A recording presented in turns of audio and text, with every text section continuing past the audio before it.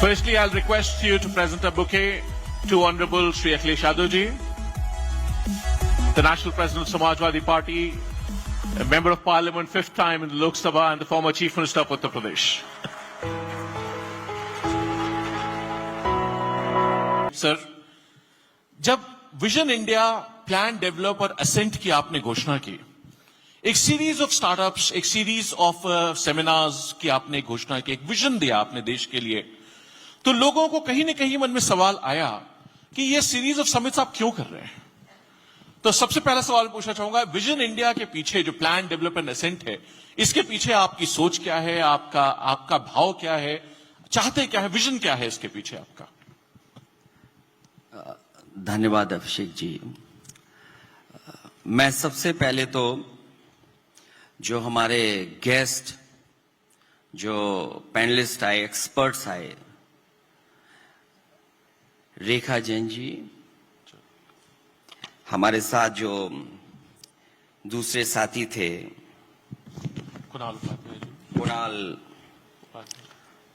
कुणाल जी और प्रदीप दत्ता जी, जॉयदीप दत्ता जी, और एक और हमारे पैनलिस्ट थे रवि कृष्ण। मैं इन सब का बहुत बहुत धन्यवाद और आभार प्रकट करना चाहता हूं कि जिन्होंने अपनी जानकारी से, अनुभव से जो हमें लाभ दिया है, मैं उसके लिए हमेशा हमेशा धन्यवाद रहूंगा। इसके साथ साथ अगर इतने गेस्ट ना आए होते, मैं गेस्ट लोगों का इसलिए धन्यवाद दूंगा कि बिना गेस्ट के ये कार्यक्रम संभव नहीं था। इसलिए गेस्ट लोगों को मैं दिल से धन्यवाद देता हूं कि जिनके आने से ये कार्यक्रम हमारा अच्छा हो रहा है, सफल हो रहा है। हालांकि मैं खुद बेंगलोर में, मैसूर में पढ़ा हूं, लेकिन आज हमारे ही यूपी के राजीव राय जी हमारा स्वागत कर रहे हैं। इससे अच्छा और क्या हो सकता है।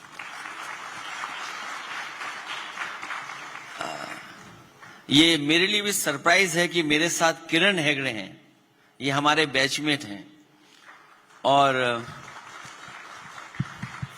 क्योंकि हमारे साथ पढ़े हैं तो इन्हें हमारे बारे में जानकारी बहुत होगी।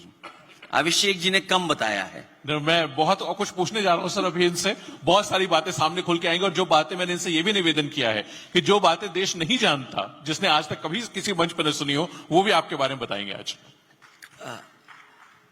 मैं विजन इंडिया और इसके बारे में सोचना इसलिए भी जरूरी है, और बेंगलोर से शुरू करना। बेंगलोर की तरफ सब लोग देखते हैं, ये शहर वो है जिसकी तरफ देखते हैं कि बेंगलोर में टेक्नोलॉजी, सॉफ्टवेयर, या हम यूं कहें कि भारत का सिलिकॉन वैली अगर किसी को कहा जाता है तो वो बेंगलोर ही है। इसलिए बेंगलोर से शुरुआत करना और खासकर स्टार्टअप जैसी चीज को टेकअप करना, शायद ये सबसे बड़ा हब है यहाँ पर, इसलिए हमने शुरू किया। क्योंकि विजन इंडिया और उसको लेकर के जाना, हम सब एक चीज से जुड़े हुए हैं। एक तो हम भारतीय हैं, भारतीयों के साथ साथ हमारे अंदर हिंदुस्तान जाना जाता है, और इधर मैं देख रहा हूं विजन इंडिया में इन सबको जोड़ करके, और जो हिंदुस्तानी की आपातकाल चल रहा है, क्योंकि जिस तरह का माहौल पैदा कर दिया है, इसलिए जरूरी बनता है कि विजन इंडिया समिट करके हम लोगों को जोड़ें और अपनी बातों को वहां तक पहुंचाएं। बिल्कुल ठीक है आपने कि विजन इंडिया जरूरी भी है और शायद देश के लिए मजबूरी भी है।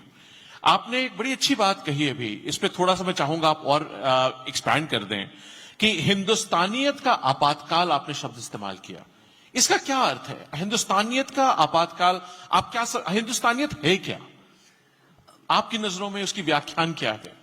भारत को पहचानने के लिए और भारत के बारे में एक जो हमेशा कहा जाता है यूनिटी इन डाइवर्सिटी, ये हमारी पहचान रही है। हमारी पहचान रही विविधता। हम सब एक हैं और एक रूपता लाना, एक साथ सबको जोड़ना, एकजुटता लाना। और इधर हम लोग देखते हैं कि कुछ विचारधाराएं ऐसी हैं जो थोपी जा रहे हैं, एक रंगी विचारधारा थोपी जा रही है हमारे ऊपर, एक रंगी। और इस तरह थोपी जा रही है कि उन चीजों के बारे में हम लोगों को बहस करनी पड़ रही है। हम लोग घर परिवार में बैठ करके भी उन बातों को सोच रहे हैं, एक दूसरे पे चर्चा कर रहे हैं। शायद कुछ सालों पहले हम लोग अपने घरों में, अपने दोस्तों, अपने बीच में वो बातें कभी नहीं चर्चा में लाते थे जो आज हमें चर्चा में लानी पड़ रही है।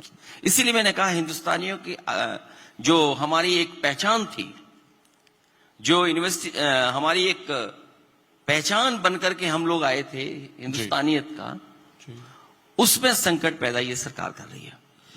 तो हिंदुस्तानियत को आपने इंसानियत से जोड़ा कि जो इंसान है, जो उसकी बेसिक वो थी, और उसमें जो आज बंटवारा किया जा रहा है, आपको क्या लगता है ये दिक्कत कितनी बड़ी हो गई है? आपने कहा आज घरों तक पहुंच गई है, ड्राइंग रूम्स में, परिवारों में चर्चा हो रही है।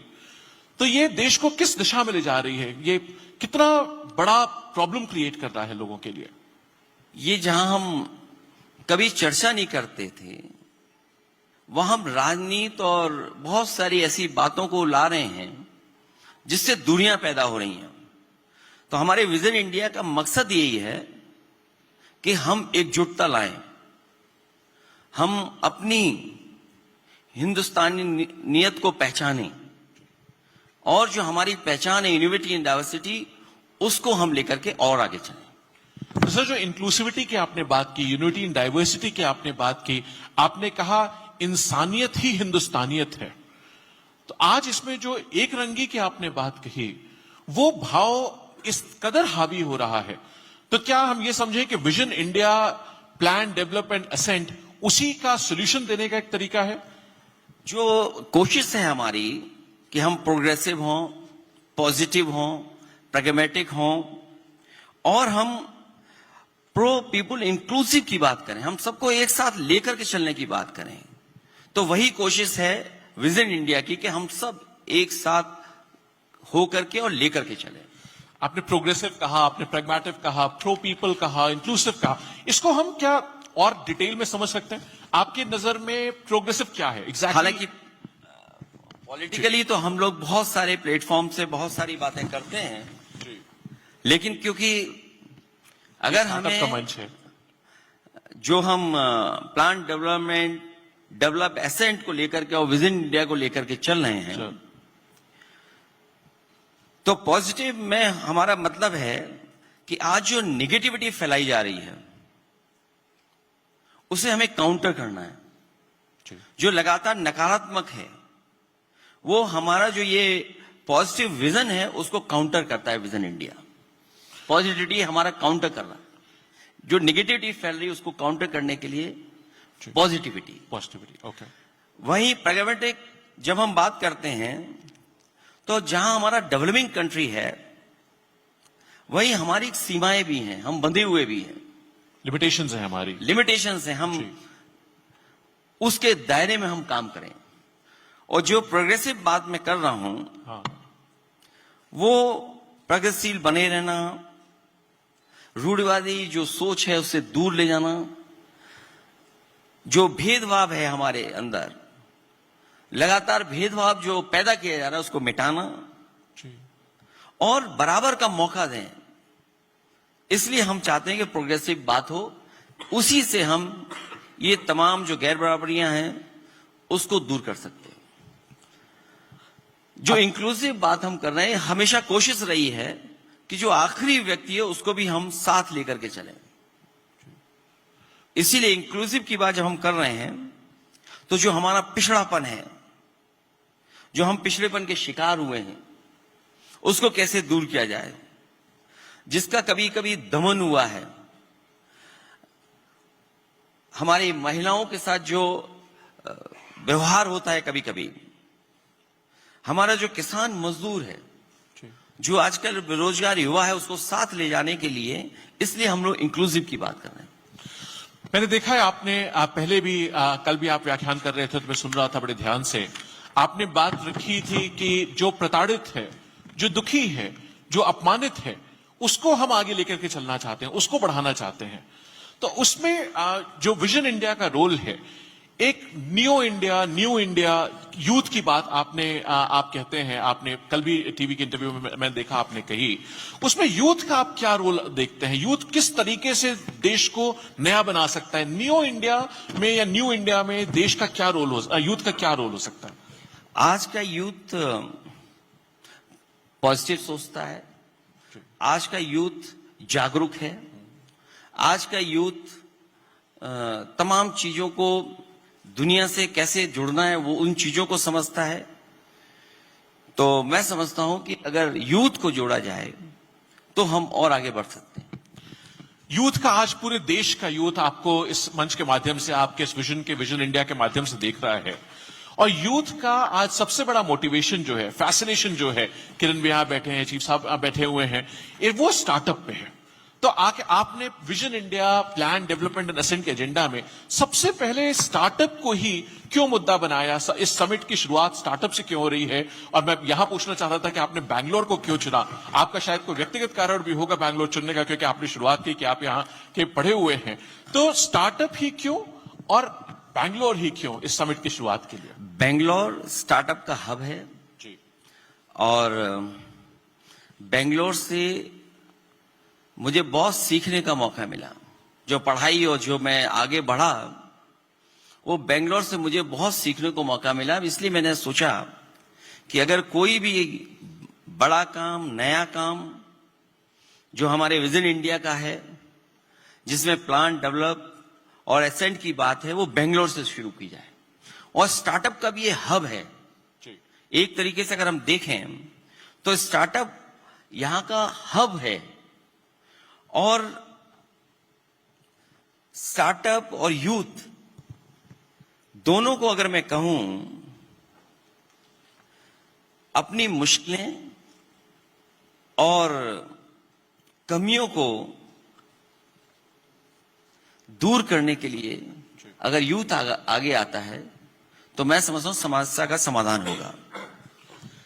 तो क्या सारे वर्ग हैं यहां पे, आप यूथ की बात दोहरा रहे हैं, तो क्या यूथ से ही उम्मीद है आपको? आप बदलाव जो लीड करना चाहते हैं, जो विजन की आपने बात करी है, क्या यूथ से ही वो एहसास है? वो यूथ से इसलिए कि कमियां जो हमारी हैं वो खोज सकता है। वो अपनी कमियां, अपनी मुश्किलें उसको खोजेगा। और एक डेवलपिंग कंट्री अगर है तो उस पर हर कदम पर समस्याएं हैं। बिल्कुल ठीक बात। और हमारा देश विविधता का है, डाइवर्सिटी है, तो समस्याएं बहुत हैं हमारे अंदर, हमारे देश के अंदर। लेकिन स्टार्टअप जो है एक पॉजिटिव रास्ता है। जो स्टार्टअप अगर होता है शुरुआत, तो एक स्टार्टअप पॉजिटिव हमें रास्ता देता है। तो इसलिए यूथ जी, और क्योंकि शुरुआत बेंगलोर में है, यहां पर हब है इसका, इसलिए शुरुआत कर रहे हैं हम लोग। तो इसलिए बैंगलोर से शुरुआत हो रही है क्योंकि यूथ का हब है, स्टार्टअप का कल्चर है, सिलिकॉन वैली है, और कहीं ना कहीं कर्नाटक के प्रति एक दिल का रिश्ता भी है आपका। तो इसलिए हम और आप आज यहां इकट्ठे हुए हैं। चलिए बात आगे बढ़ाते हैं। आपने, मुझे याद है आज अभी पैनल डिस्कशन में भी बात आई थी, आपने शायद न सुना हो, लेकिन आलोक जी उस समय बैठे हुए थे। हमारे एक पैनलिस्ट हैं, उन्होंने ये कोट किया कि लगभग पिछले 10 साल में स्टार्टअप का कल्चर में बहुत बड़ा बदलाव हुआ है। स्टार्टअप का कल्चर बहुत तरीके से बदला है देश में, एक अलग वेव शुरू हुई है। और मुझे याद आ रहा है 2016 जब हिंदुस्तान की पहली एक प्रोग्रेसिव विजन के साथ, जो आपने क्राइटेरिया प्रोग्रेसिव रखा, इंक्लूसिविटी की बात की, यूथ की बात की, आपने एक नई आईटी पॉलिसी बनाई थी। और पहली देश की स्टार्टअप पॉलिसी 2016 में उत्तर प्रदेश में बनी थी, जब आप चीफ मिनिस्टर थे और आप चीफ सेक्रेटरी थे। मुझे याद है कि 2016 में सबसे पहले स्टार्टअप पॉलिसी, और केवल पॉलिसी ही नहीं बना बल्कि उसके लिए बजट का आवंटन करना और उस पॉलिसी के तहत आगे बढ़ने का काम और डिपार्टमेंट को जिम्मेदारी देना, और अधिकारियों का एक ग्रुप ऑफ ऑफिसर्स का बना देना, उनके साथ काम करना, उसको आगे ले जाने के लिए सबसे पहले शुरुआत की थी। और मैं समझता हूं मेरे साथ चीफ सेक्रेटरी आलोक रंजन जी रहे हैं, वो इसको बेहतर समझा सकते हैं।